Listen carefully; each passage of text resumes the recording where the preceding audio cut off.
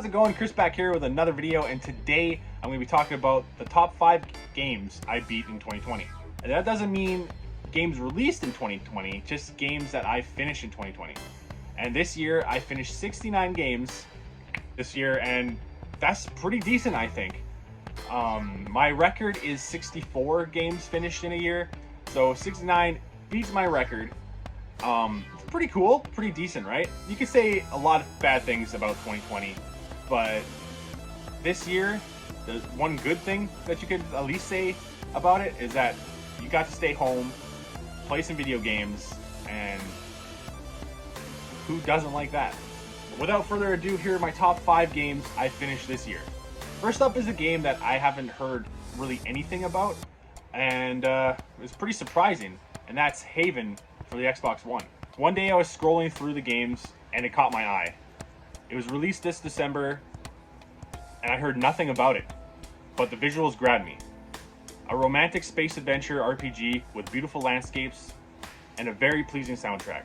It's on the shorter side with only around 15-ish hours, but it makes you want to take your significant other and take them and live on this planet forever. And I didn't really hear much, like I said, I never really heard much about it. And I was just scrolling through Game Pass and I was like, what's this?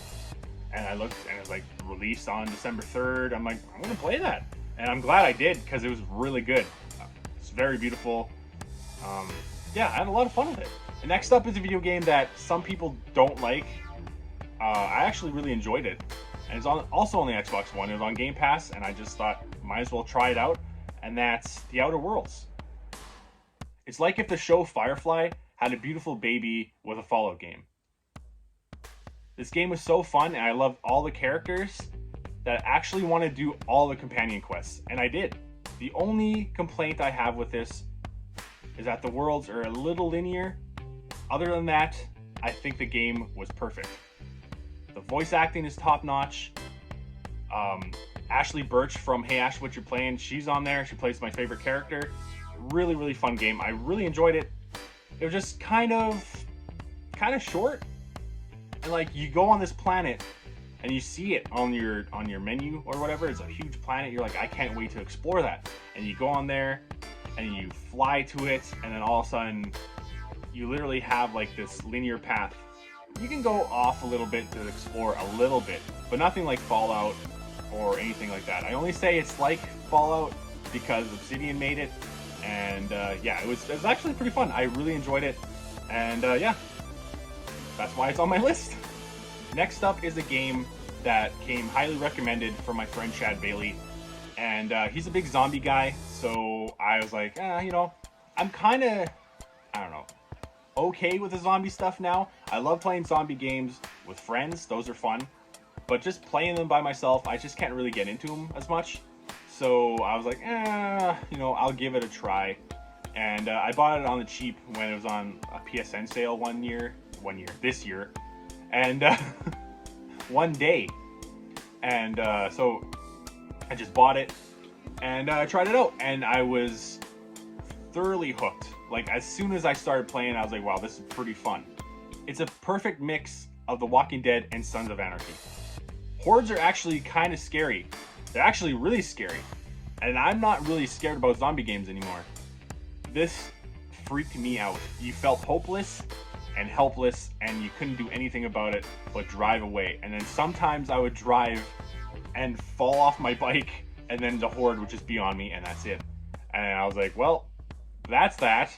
But then you start getting better. You start unlocking items, and you get like dynamite and Molotov cocktails, and just flame these guys, throw fire on them, blow them up, keep driving, and then sooner or later you'll actually beat them. And yeah, I actually really enjoyed it.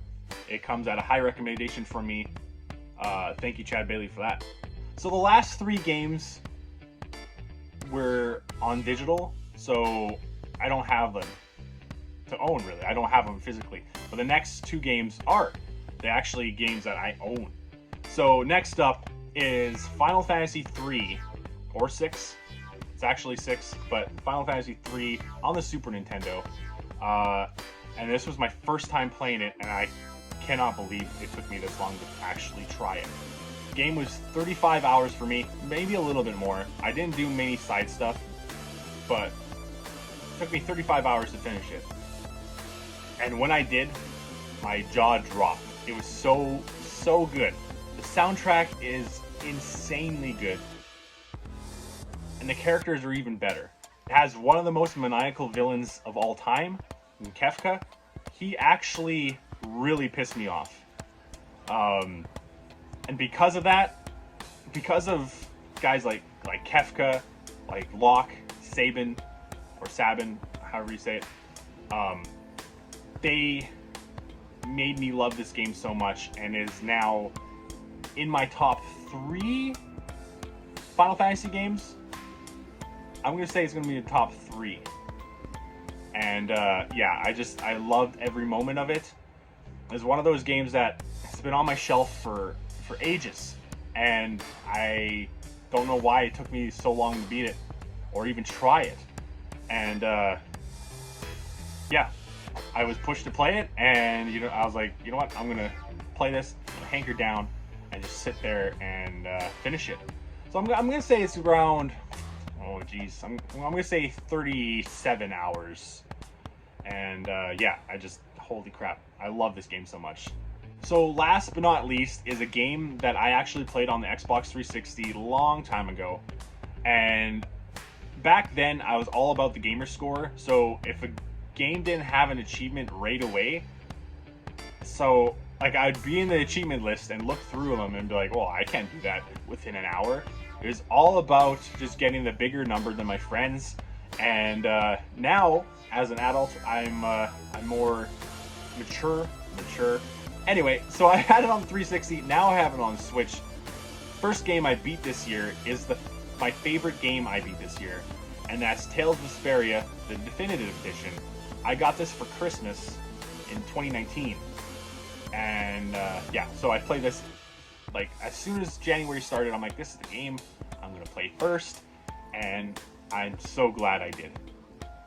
Top-notch voice acting straight out of a Funimation anime, crazy combos, awesome characters, a perfect JRPG experience, amazing story. This one will stick with me for a very long time. I love it so much. I was so happy when I got it, and I'm so happy I actually got the time to finish it. Yeah, so those are my top 5 games of 2020. It's a little different video, but I thought this would be fun to do.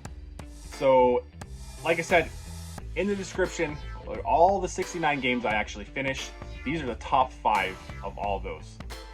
So, yeah, that's all I have to say. Thanks, guys, for watching this video. It means a lot to me. Have a happy new year. Stay safe. See ya.